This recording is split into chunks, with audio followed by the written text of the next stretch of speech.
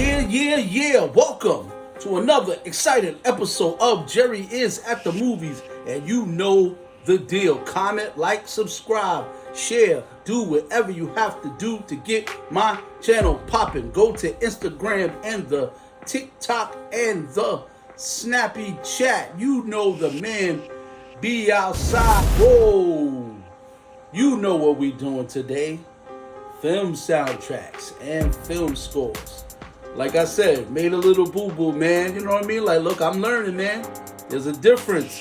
Film scores and there's film soundtracks. What do you prefer? Most of the time, they're all in the same universe, but there is a difference. You know what I mean? I want to start doing scores. I want to start doing film scores, man. You know what I'm saying? I'm practicing. This is my season. I'm going to start doing film scores, you know what I mean? Might not be beats, might not be like hip-hop beats and things like that, because that's what I was really used to doing. But I've always wanted to get into film scores and putting my music behind a score, put my music rather behind a film. You know what I mean? Might be another avenue, might be something I excel in. You know what I'm saying? Like, tune in, because I'm getting big cracking. But bam! Halloween, one of my favorite franchises of all time. Didn't really like so much as the end, but look, that's the mysterious thing about Michael Myers, is that Michael Myers, they never told you what he really was. Was he a monster? Was he a curse? Was he something that had to do with that town? It was just, you know what I mean, such a mysterious character. You know what I mean? Like, it wasn't just about him going around, you know, murdering teenagers. It was a really scary story backing him. You know what I mean? It was just like, okay, was he a curse? Was he just a man that couldn't die? Like, it's just like, how come y'all doing all of this to this character and he's not perishing? So it got something to do with the town. It got something to do with the mask. It got something to do with something that happened in that town years ago. Could have been a witch thing, witchcraft, what have you. Just, they never really fully explained it. So it really was a scary character. You know what I mean?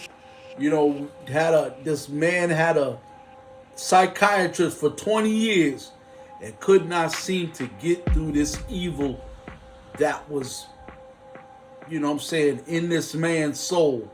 And he gets released, and then it just goes off from there.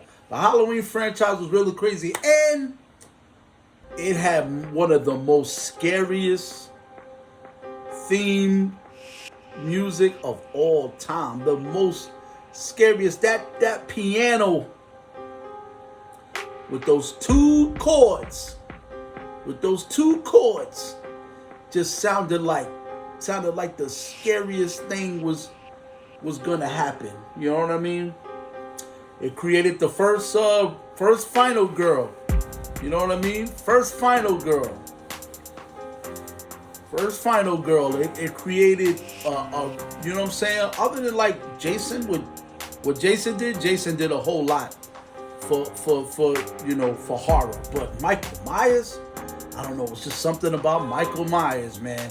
You know what I mean? And everybody has always made music, you know what I'm saying, dedicated to Michael. And I've always wanted to do a film score for this film. I know, like I said, I want to start doing film scores. I love film scores. It adds to the emotion of the film, and it is one of the most important, if not the important part of film, is the film score and the film soundtrack. And I got music for days, and I'm gonna start implementing them. I'm gonna start showing y'all what I got, man. You know what I mean?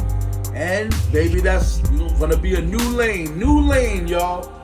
New lane. If you ain't got a lane, create a lane. Word up. But without further ado, This is my rendition and my version of the classic horror masterpiece, Holloween. I met him 15 years ago. I was told there was nothing left. No reason, no conscience, no understanding, and even the most rudimentary sense of life or death, of good or evil, right or wrong. I met this 6-year-old child with this blank, pale, emotionless face and the blackest eyes, the devil's eyes.